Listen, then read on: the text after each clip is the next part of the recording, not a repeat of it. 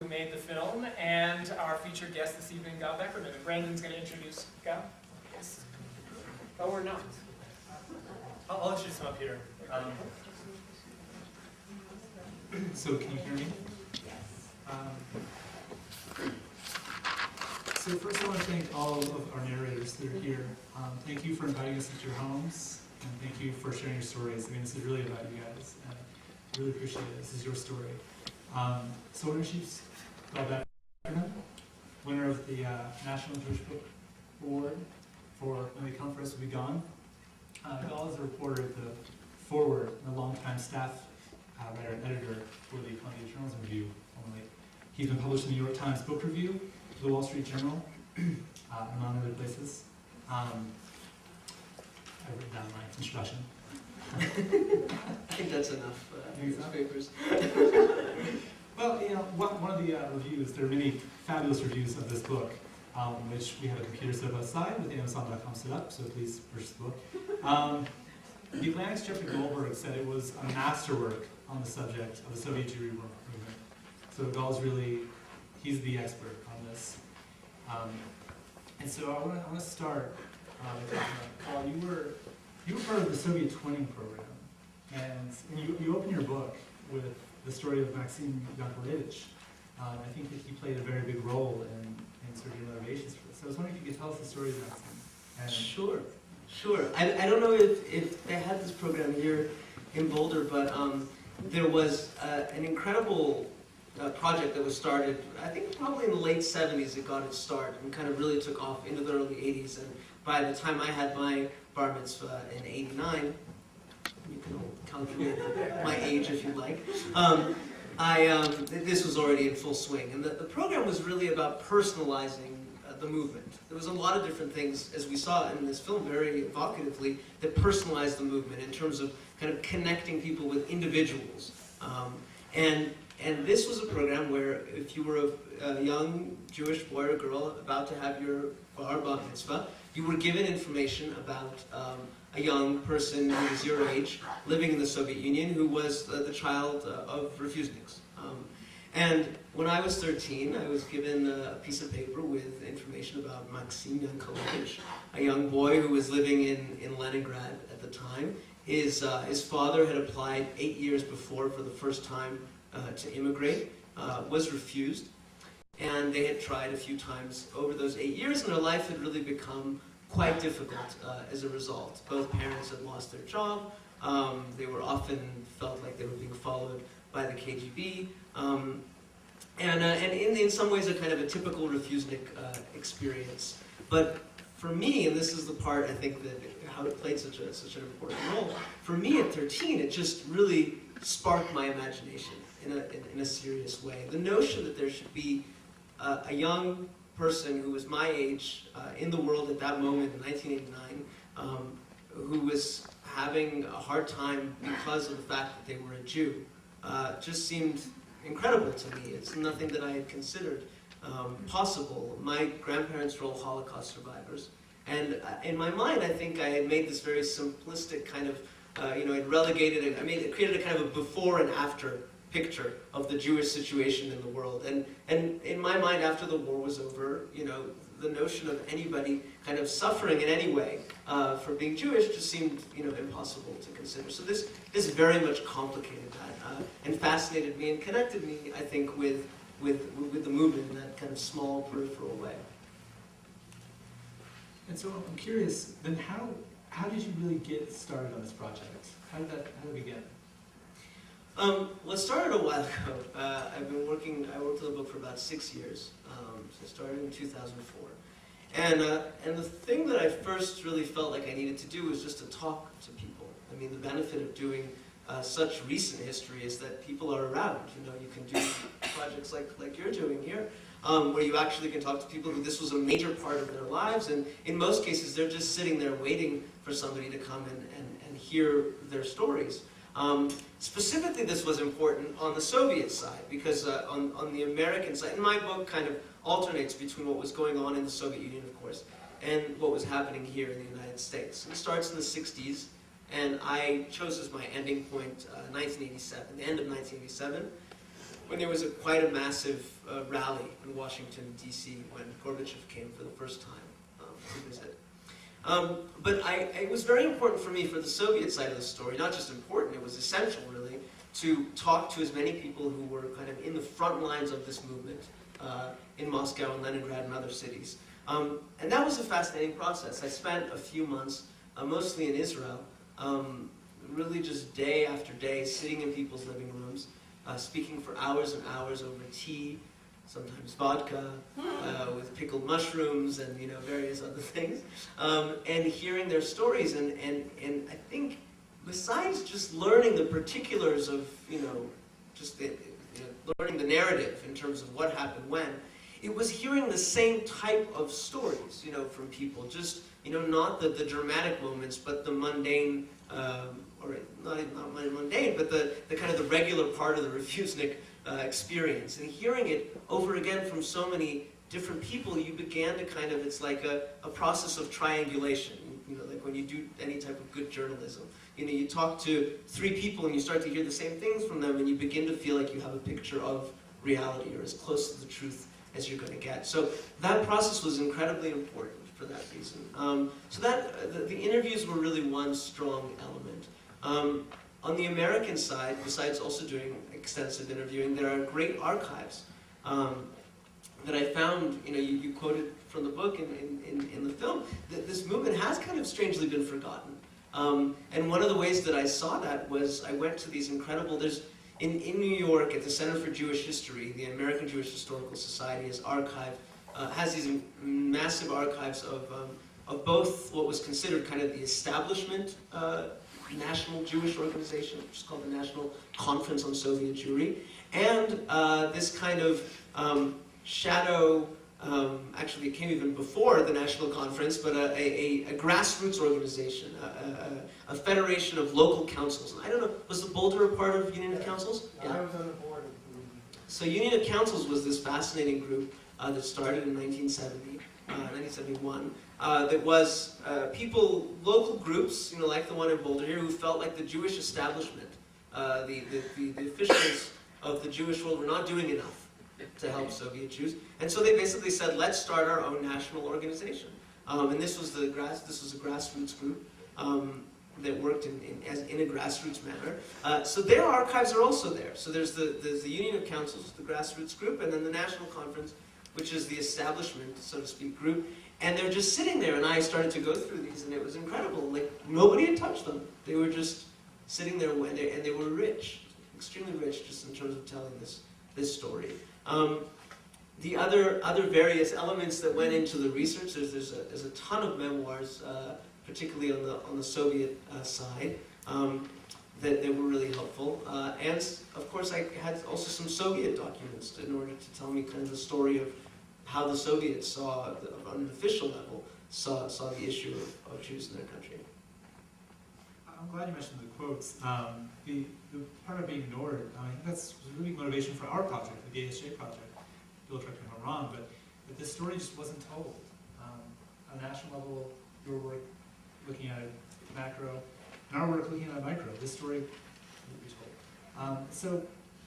told. You mentioned in the book that everyone went in an exodus in the Soviet Union. I know you get this question a lot, but I think it's important to talk about why is Soviet Jewry important? Why is this a special story?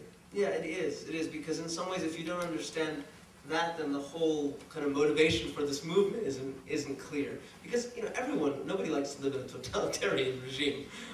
So why should we care particularly about Jews, or why was Jews' situation more difficult? And I think really there's 2 reasons, kind of in the Soviet context.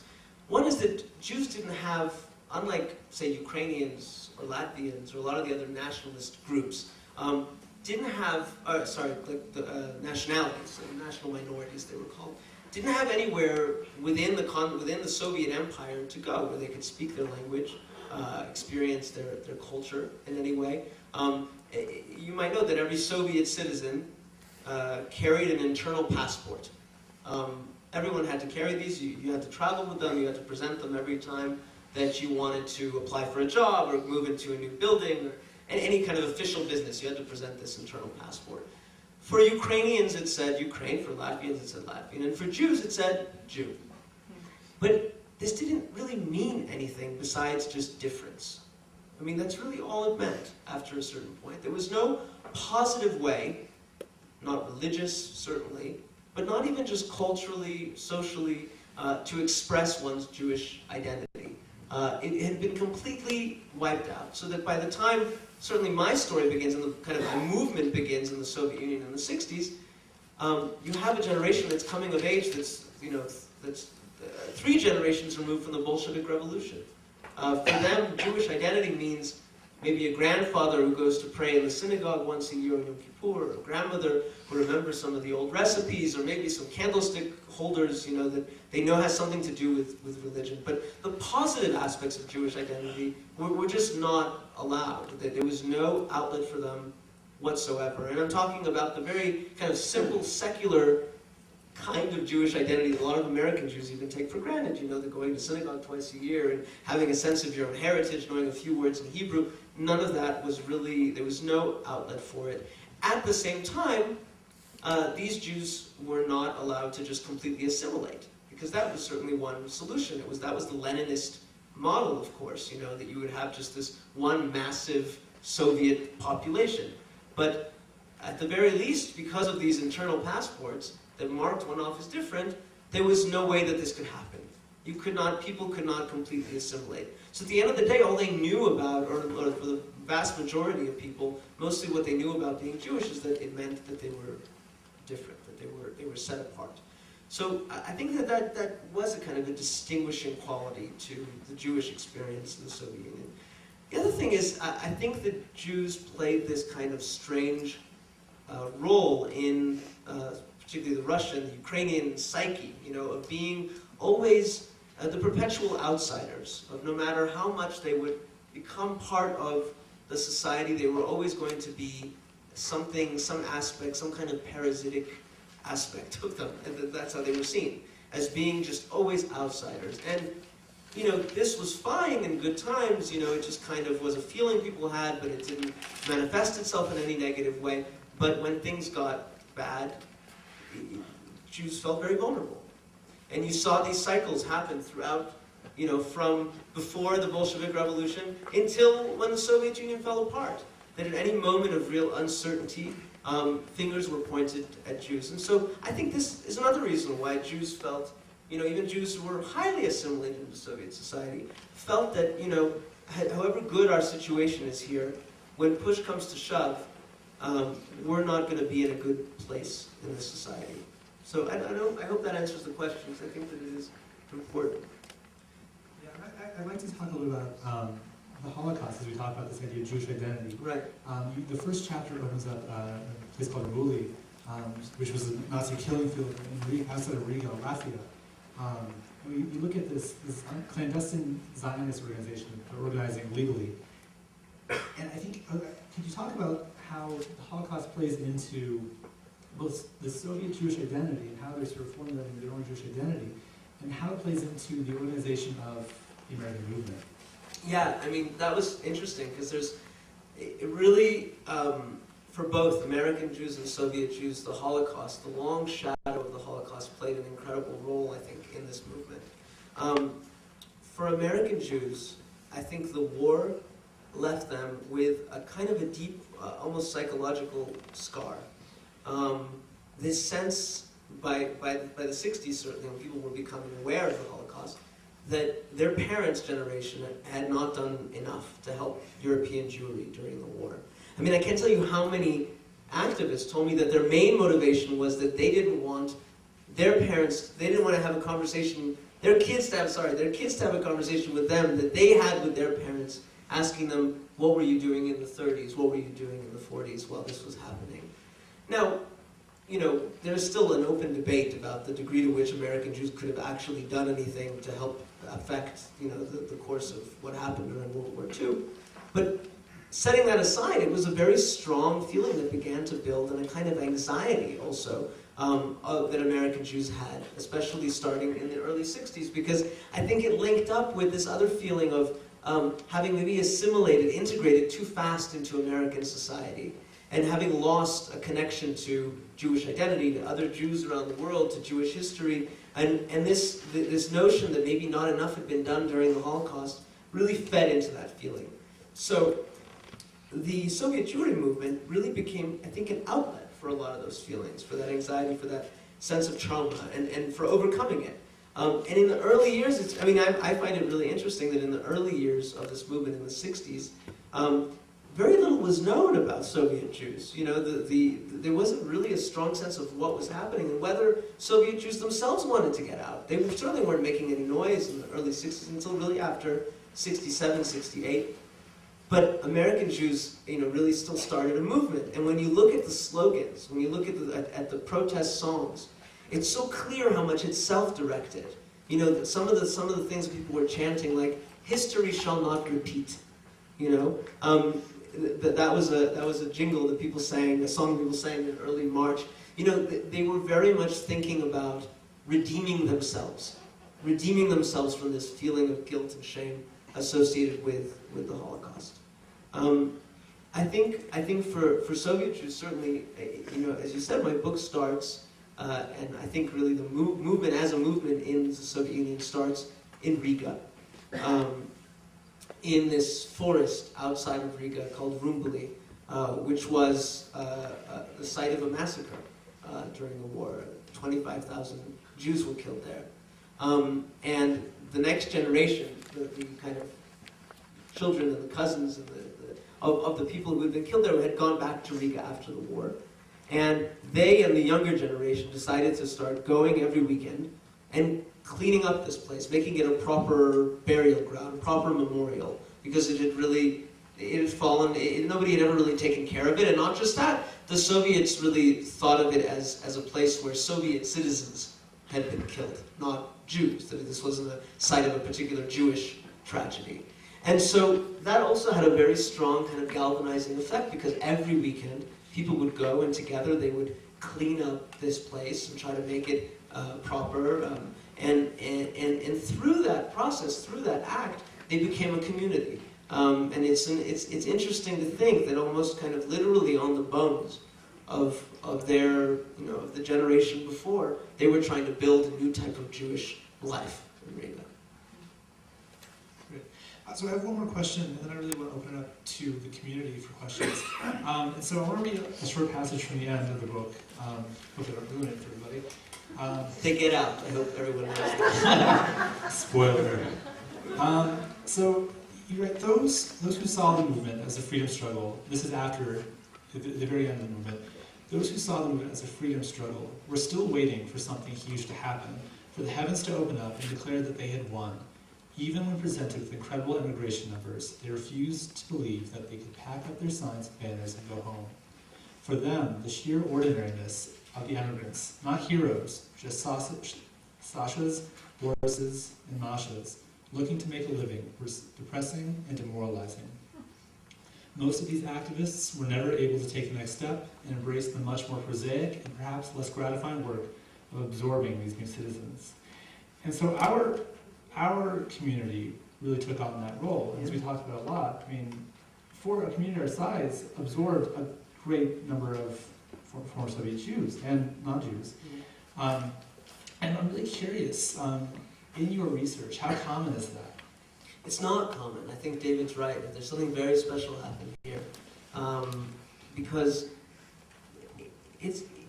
just think about the two types of activities being part of a movement like the Soviet Jewry movement, which black against white, it's good against evil. You have this, evil empire that you're fighting against, and good is on your side in every way, and it's very unambiguous. You know what you have to do. Even Natan Sharansky, the great Soviet dissident, said that he, in some ways, there's moments where he feels he was happier in prison because he knew who his enemy was. It was very clear. It's much more difficult once you get out. You have to deal with the messiness, with the grayness of real life. So for people who were involved in that struggle, there was something incredibly heroic about it, and that made them feel emboldened every day and willing to sacrifice great amounts of their time and their energy. Think about that, and think about the difficulty of absorption and the 3 steps forward, 2 steps back of it. and how hard it is, and how much you have to invest, and how much of your time you have to give, and how ambiguous it is. You're waiting for maybe the heroes to come who you've been on the phone with for years, you know, the Sharonskys, and then you're met with people who have very ordinary concerns. You know, how do I get a driver's license? How do I deal with these things which are heroic in their way? You know, but compared to this notion of fighting an evil empire, I think some people did lose interest, and I think that it's incredible that your community didn't, and in fact took this on the way that they did, because I feel that if there was the same level of energy and motivation to the movement, to absorption, sorry, as there was to the movement, that absorption on a wider scale in this country would have been better, would have happened a little more smoothly, because there are, from both sides, there are still complaints and still a bit of bitterness. Certainly it doesn't seem like that's the case in this community, but I know, for example, in New York, where massive numbers came, you know, there was this sense of being forgotten, being ignored once they actually arrived. And from the American side, again, there was this kind of sense of disconnect and so I think it's extremely hopeful that what happened in Boulder happened here. But I think, sadly, at least in my research, it's a little anomalous. Yeah. So, given this crowd, I'm sure we'll have questions. Sarah Jane. I just want to thank you so much for coming and for writing this extraordinary book. Thank you. But just picking up on what you said, when the second edition comes out, will you have a footnote to that? And just ready to say there were exceptions to that situation.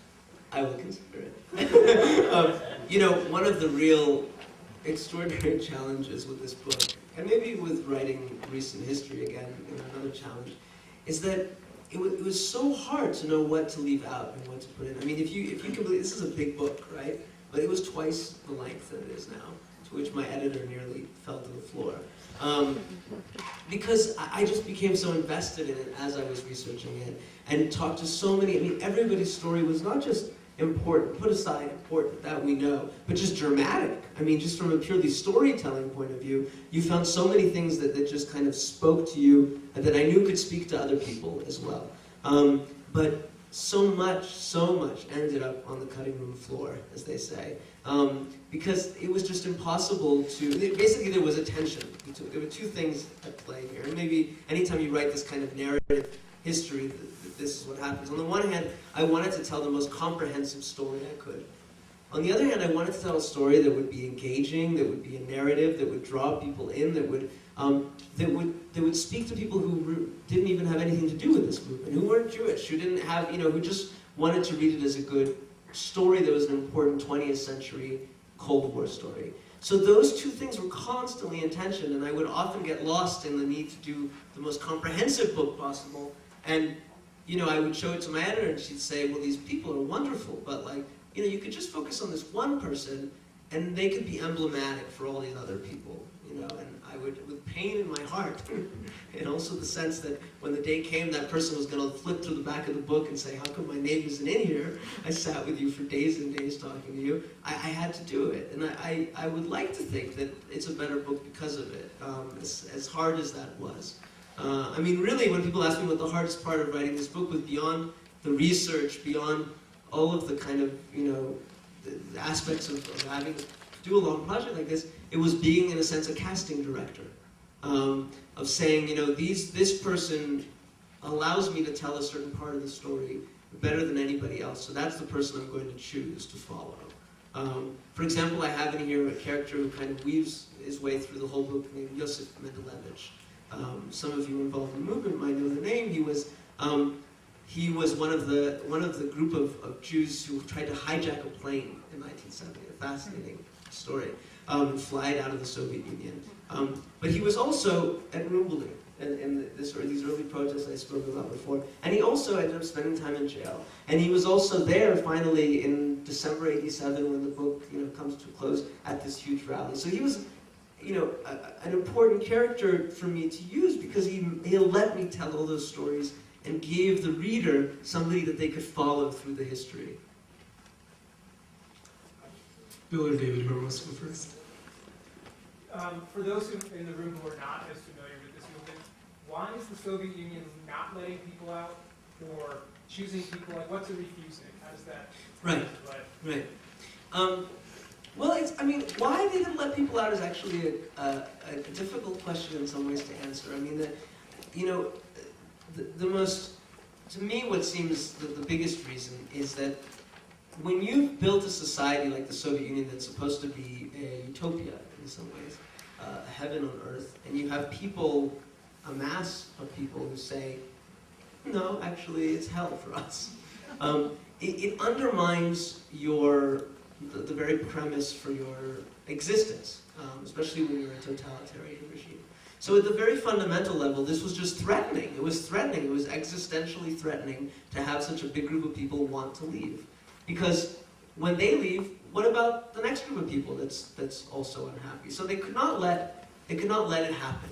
And in fact, the Jews, when they did start to let Jews leave, they found a formula that kind of worked within their framework, within their own ideology, which was, they were not leaving the Soviet Union, they were reunifying with their families, which was, as some of you who were in the movement know, kind of comic in a way, because, Israel basically had to invent families for people to say, to get in, because you have to get an invitation. You have to get an invitation from somebody in order to apply for an exit visa. So, of course, not everybody had families who they could ask for invitations, but Israel invented families, so you could very easily have somebody in Israel who would send you an invitation. Now you would get this invitation, you would go to an office to apply to leave, and they would ask you to do a lot of different things that you would have to get to them. You'd have to get permission from your family members that you might be leaving behind. You'd have to get your workplace to sign off. You'd have to get other people who were living, the head of the communal organization in the building you lived in, to sign off. So basically, within like a week or two, everybody in your entire social sphere knew that you were, in effect, an enemy of the state, somebody who was deciding to leave. You would then most likely lose your job, because nobody wanted to be associated with somebody who was making themselves basically into a pariah. Some of your friends would stop talking with you. And most likely, when 6 months down the road, when you came to go see when OVIR, the Office of the Exit Visa, would call you up, you would find out that you were rejected. So this was just a limbo state that you were going to have to live in until the next time that you could apply. Now, you lost your job, but you can't just not have a job in the Soviet Union, because nobody can just not have a job in the Soviet Union, because that makes you a parasite. And you can, in fact, be convicted of parasitism. So you would have to go find basically a menial job, or you'd be assigned a menial job. So an elevator operator, or one of the big famous Refuseniks, Vladimir Slepak, was a coal. He shoveled coal. He was a stoker. And these are people who were eminent scientists, people who with higher degrees, with PhDs, who were suddenly doing these very menial jobs for an indefinite amount of years. They didn't know when they would finally get a visa to get out. So that was, and thanks Dave for reminding me to take a step back and describing it. But that was the existence of a Refusenik. That was the condition that people were protesting here. That somebody who asked for this very basic human right, and it was, and it's good to remember this. This was Jews Jews trying to get other Jews out, but it was also human beings pointing to the Article 13 of the Universal Declaration of Human Rights, which says that everyone has a right to enter or leave their country on their own free will. So this wasn't just a particularist cause. It wasn't just a parochial cause of Jews trying to help out other Jews. It was very much a universal cause. And for that reason, there was large numbers of people who were not Jewish who really cared about it. I kind of went all over the place there, but I wondered if Bill and Susan? I'm wondering if you were able to get into any Soviet foreign ministry archives and documents to look at what the real politics were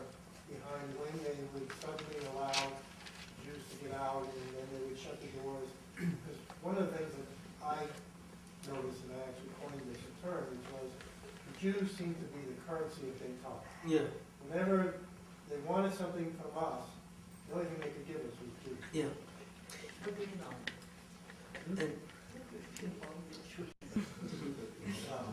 And I actually got very lucky. I think I was telling somebody about this earlier today. I got very lucky in that the archives in the former Soviet Union, there was a period in the early 90s where I think just because there was so much chaos that existed, they were pretty open. And at the time, there was an Israeli professor who went in, and named Boris Morozov, and he went in and he basically photocopied everything he could get his hands on that had to do with the Jewish immigration. Translated it into English, actually, and published it in a very small academic, 100 copies, book. And it has just been sitting on in a library collecting dust. And I opened this up, and I was shocked at what I found, because it allowed you, like you said, to connect the dots about when they were letting people out, and it had incredible things in there. I mean, you'll see if you read the book. There's transcripts of Politburo meetings in which Brezhnev is talking about the situation. Actually, one of my favorite quotes from the whole book is Brezhnev at a Politburo meeting during the Jackson-Vanik debates, and he's very frustrated because Jackson-Vanik is. And I should probably explain Jackson-Vanik in a minute, but Jackson-Vanik is creating, this policy is creating problems for him, and he turns to his fellow comrades and he says, Zionism is making us stupid, which you'd never imagine that something Brezhnev would say. But for example, to your question, I found, so the first real large group of Jews to get out was in 1969. 1,500 Jews suddenly get out. And it really surprised everyone, because the Jews who got out in 1969 were the noisiest, most difficult cases in some ways. The people who were actually, were militating to get out, who were writing letters, who were doing things that brought attention to themselves. And nobody could understand why, of all people to get out, these Jews, the loudest Jews, the noisiest ones, were the ones to leave. Well, I found a memo that Yuri Andropov, who was then head of the KGB, wrote, in which he says, this problem of Jews is really causing a headache for us. They're making more and more noise in the West about it. The movement then was building in the West. And, I have an idea. Let's get rid of the troublemakers. Let's try to decapitate this movement and get rid of like 1,500 people. And in fact, this is the 1,500 people. And he said, we'll take this number of people. There were a lot of them from Riga, which was, like I said, this kind of hotbed of activity. There were a few Georgian Jews as well, and just the people who would actually, push to get out. What effect did this have, though, actually, as kind of a side note, if you've been left behind and you want to leave, and suddenly you see that the people who just got out are the noisiest people, the obvious lesson that you're going to draw from this is, I should make noise too. The problem is that once they started making noise, this was not an open door. Andropov's decision was not, let's let everyone out. He just wanted 1,500 people. So everyone else who applied was refused. And that was really the first generation of Refuseniks. Susan? I wanted to go back to, you commented that it wasn't just Jews helping other Jews, but human beings helping other human beings. And I don't know if you've thought about this, but I'm wondering if you have any thoughts about whether what you learned about the movement has any parallels or lessons for further human rights work and further immigration work as we go forward. Yeah. Well, in some ways, I always have a challenging time answering that question, because in some ways, when you do history, there are all the elements that came together to make this movement possible when it actually took place, and it's hard sometimes to draw conclusions. But the one conclusion that I feel pretty strongly, pretty confident about, is that the magic of this movement, I believe, was that it combined, to use some abstract terms here, the universal with the particular. It drew on Jews' allegiance to other Jews, to their sense of history, to their even Jewish humanistic values, to all of these connections that Jews feel to other Jews in the world. And it combined that with these kind of bigger, universal, humanistic values that, let's say, Americans feel, of freedom, of, the simple ability of somebody to leave their country if they want to. But it fused these two things in this really kind of beautiful way. And I think that there is something to that. I think that when you have a cause that speaks to you, not just on this kind of level of kind of ideal principles, of things like freedom and human rights, but also speaks to you in an almost tribal way, you can really achieve great things.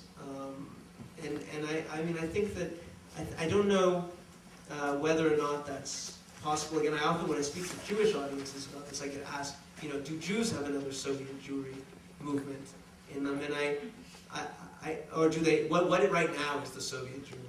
And I sadly say that I don't know that one exists. And I know that Israel, for example, doesn't seem to kind of bring together this amazing combination. For some people, when they think about Israel, they hear the words human rights and they immediately assume that Israel is being attacked. On the other side, there are people who see in Israel only a kind of a nefarious force that can only enthrall to its worst angels that can never do any good.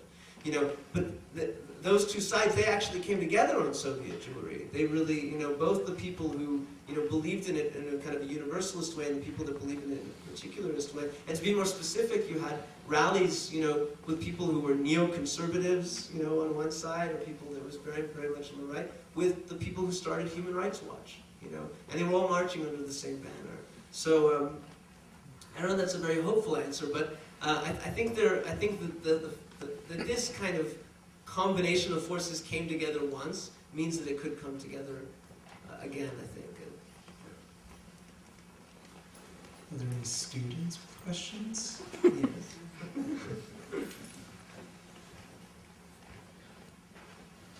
I actually have another question.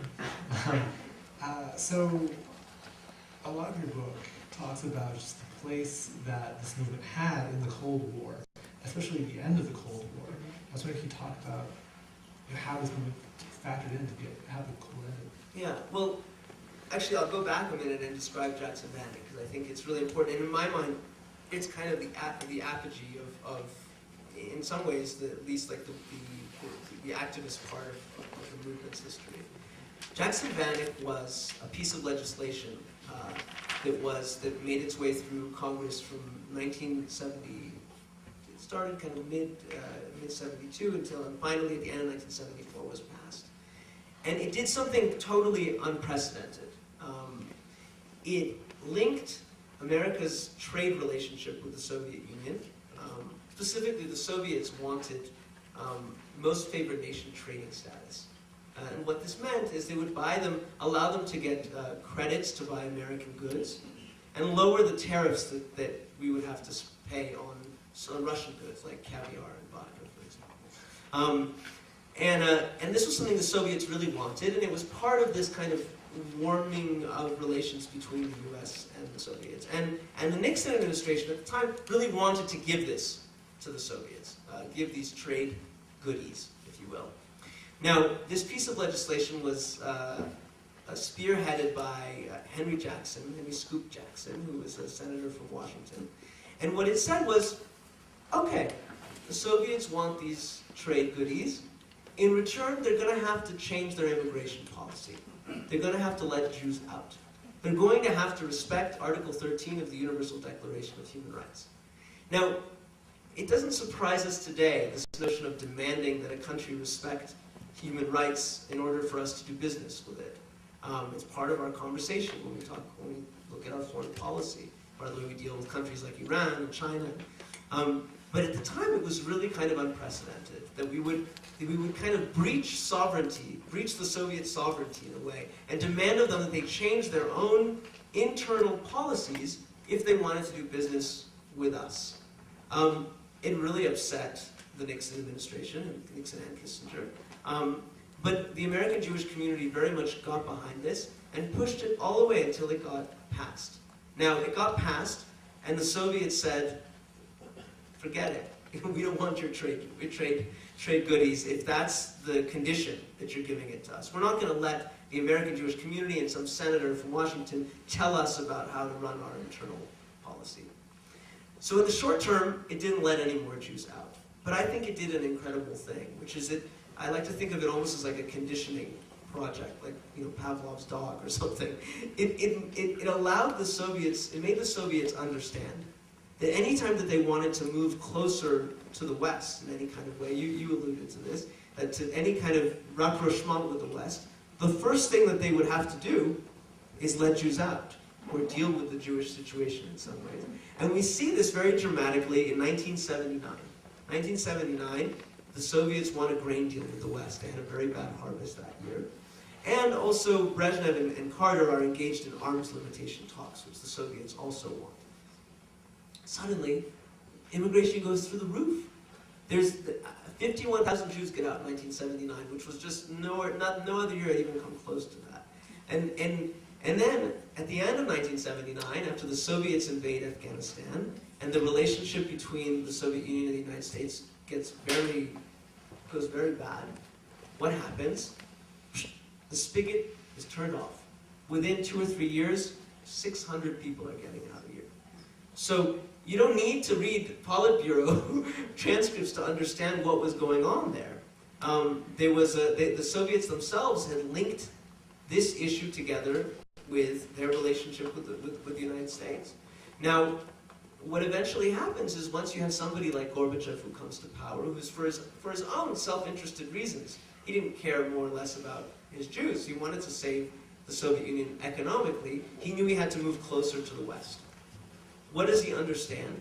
Is that one of the first things he has to do in order to make that relationship go more smoothly is do something about the Jews. And if he doesn't understand it, every meeting he has with Reagan, or George Shultz has with Edward Shevardnadze, who was foreign minister, it's brought up again and again and again. George Shultz even goes to a Seder in Moscow before he meets with his Soviet counterparts. They are bombarded with this message of you need to deal with this issue. And so they do. They start to deal with they start to let people out. They start to deal with human rights in general. And I think, to go back to the original question, it's a long way of answering it, but I think that this played a critical part kind of in the way that the Soviet Union fell apart. Because the Soviets understood that they couldn't just liberalize economically, like say China. China has gone to almost a capitalist system, but at the same time it has an iron grip on its population. Why couldn't that happen in the Soviet Union? It couldn't happen, I think, because for 30 years you had this constant push, this constant reinforcement, conditioning, that if any change was going to happen, if any moving closer between the superpowers was going to happen, human rights, the condition of the people who live in the Soviet Union was going to have to improve, was going to have to change, it was going to have to become a more open society. And the right to free movement, to immigration, was in some ways the most dangerous thing for the Soviets, the most dangerous concession for them to make. Because once you can leave, you can vote with your feet. You can make the biggest commentary you can possibly make about a totalitarian society. You can get the hell out. So, in that way, I really do think that the Soviet Jewry movement and the greater human rights movement really played a role in the end of the Cold War and in the demise of the Soviet Union.